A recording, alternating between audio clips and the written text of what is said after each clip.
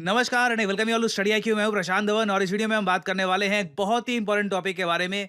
हाल ही में जयशंकर साहब ने पाकिस्तान और बांग्लादेश, एक्चुअली मुझे यहां पर अनफॉर्चुनेटली नेपाल को भी ऐड करना पड़ेगा, इन तीनों कंट्रीज का जो प्लान था कि सार्क ग्रुप को रिवाइव कर दिया जाए, इसको दे दिया कोल्ड शोल्डर। एक्चुअली इंडिया ने काफी हद तक मूव ब्लॉक ही कर दिया, नहीं तो ये सभी देश सार्क को जिंदा कर देते, जिसमें इवेंचुअली चाइना की एंट्री भी हो सकती है। बहुत ही ज़्यादा इंपॉर्टेंट डेवलपमेंट हुई है रिसेंटली। आप सबको पता होगा कि यूएसए के न्यूयॉर्क में, जहां पे यूएन के हेडक्वार्टर्स हैं, वहां पर दुनिया भर के जो वर्ल्ड लीडर्स हैं, विदेश मंत्री हैं, वो सब इकट्ठा हुए।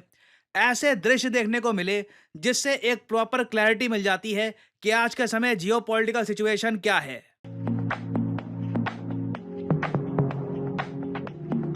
Greetings and namaskar from 1.4 billion people of Bharat.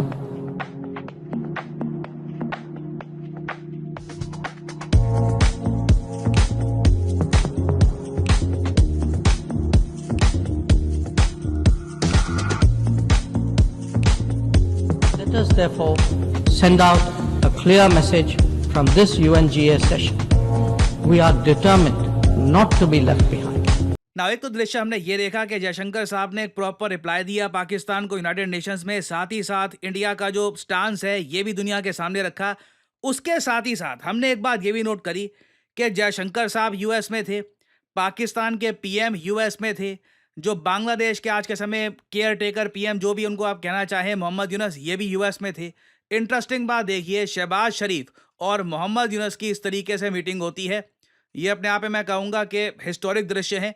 But Jaishankar साहब की कोई अभी मीटिंग हुई नहीं। ऑब्वियसली शहबाज शरीफ के साथ तो होगी भी नहीं, बट मोहम्मद यूनस के साथ भी कोई मीटिंग नहीं हुई। इससे काफ़ी हद तक जो जियोपॉलिटिकल इक्वेशन है ये क्लियरली आप समझ पाते हैं, इन केस किसी के माइंड में छोटा सा कोई डाउट भी रह गया हो। और पाकिस्तान और बांग्लादेश की सरकारों ने, एक्चुअली नेपाल को भी यहाँ पे काउंट करना चाहिए, मगर नेपाल की पार्टिसिपेशन मुझे इतनी दिखी नहीं यूएन में, तो इसलिए मैं बार बार नेपाल का मेंशन इतना कर नहीं रहा।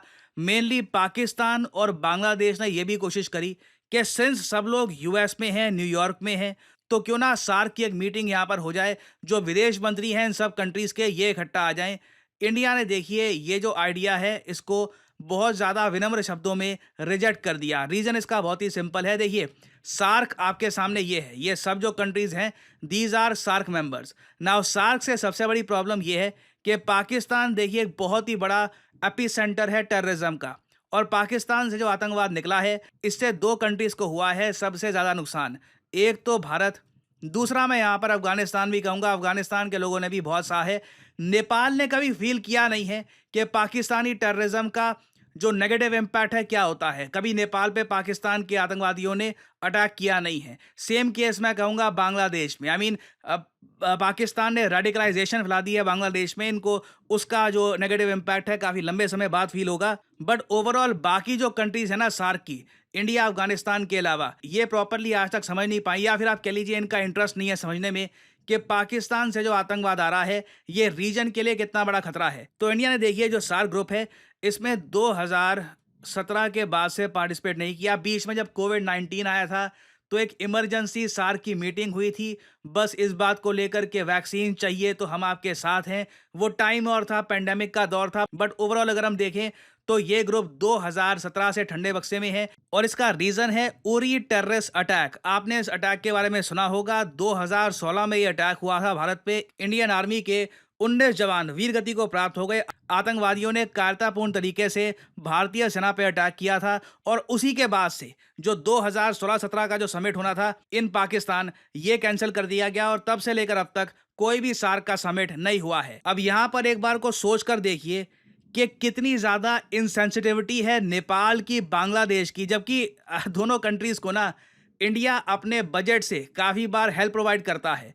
बांग्लादेश को इलेक्ट्रिसिटी लिटरली इंडिया उधार में देता है। नेपाल को बजट से, इंडिया के बजट से करोड़ों रुपए मिलते हैं। मगर जब बात आती है प्योर जियोपॉलिटिकल इंटरेस्ट की, ये दोनों देश कहते हैं कि टेररिज्म अच्छा वो तो इंडिया ने भुगता है ना, हमें क्या दिक्कत है? हम तो पाकिस्तान से ठीक है, सार्क का ही मीटिंग कर लो, हमें कोई प्रॉब्लम नहीं है। तो इंडिया ने देखिए क्लियरली यहाँ पे मना कर दिया कि we are not ready for a SAARC meeting. हम लोग यहाँ पर बिम्स्टेक पर फोकस करेंगे। नाउ अगेन आप लोग यहाँ पर ये अज्यूम मत कर लेना कि अच्छा बांग्लादेश तो इंडिया से मिलना चाहता रहा, हम क्यों नहीं मिल रहे? हमारी मीटिंग हुई है बांग्लादेश के विदेश मंत्रालय से, इधर आप देख पाओगे।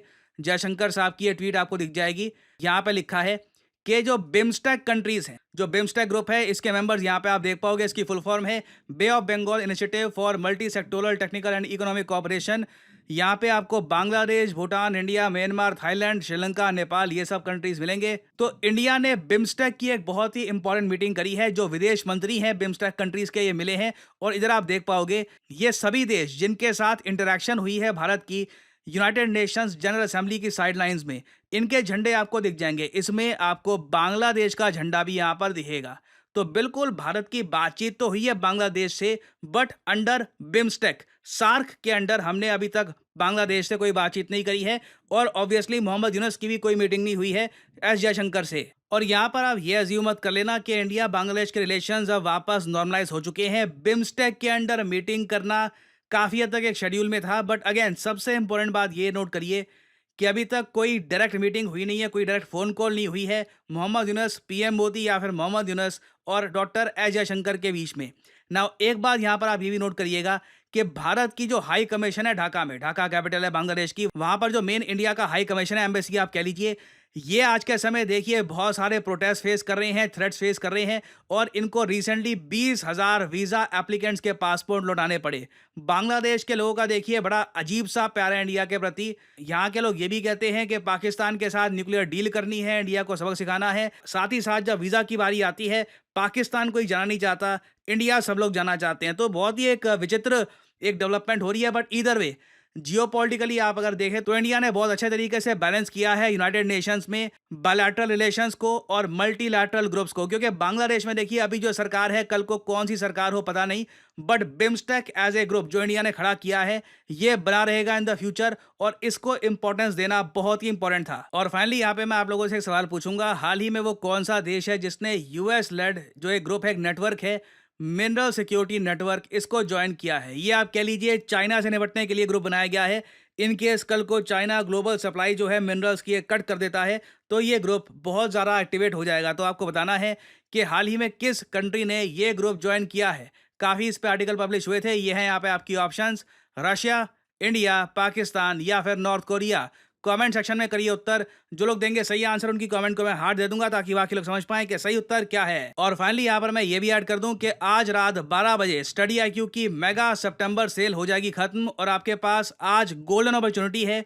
स्टडी आईक्यू का जो आखिरी प्रतिज्ञा बैच है, द लास्ट प्रतिज्ञा बैच ऑफ स्टडी आईक्यू, इसे आप परचेज कर सकते हैं at a discounted rate. Simply आपको करना क्या है, कमेंट सेक्शन में जाइए, यहाँ पे आपको मिल जाएंगे ये लिंक। आप किसी भी लैंग्वेज में, अगर आप इंग्लिश लैंग्वेज में आप अगर बैच परचेज करना चाहते हैं ये आप कर सकते हैं परचेज। प्योर हिंदी में आप चाहते हैं ये आपके पास ऑप्शन है। इंग्लिश लैंग्वेज में आप पढ़ना चाहते हैं तो आप ये भी कर सकते हैं परचेज। आपको सिंपली इस लिंक पर करना है क्लिक और आपके सामने खुल जाएगा ये पेज। और यहाँ पर जो प्राइस लिखा है ये पे करने की जरूरत नहीं है। सिंपली यहाँ पर कोड डालिए PD10 and the prices will start following और आप 21,500 रुपये में 24 महीने की वैलिडिटी का जो ये कोर्स है कर सकते हैं परचेस। इस कोर्स में आपको मिलेगी लाइव क्लासेस, 1-to-1 मेंटरशिप। और याद रखिएगा प्रतिज्ञा बैच की स्पेशलिटी ये है कि जैसे ही आपका प्रीलिम्स क्लियर होता है ये 21,500 रुपये भी आपको लौटा दिए जाएंगे। This is the last Pratigya batch. This has been one of the most successful batches in Study IQ's history. तो आखिरी मौका है इसको ज्वाइन करने का। रात को 12 बजे सेल खत्म हो जाएगी। Use the code PD10 and save money. So इसी नोट के साथ ये है वीडियो का अंत। Thank you for listening and as always may the gods watch over you.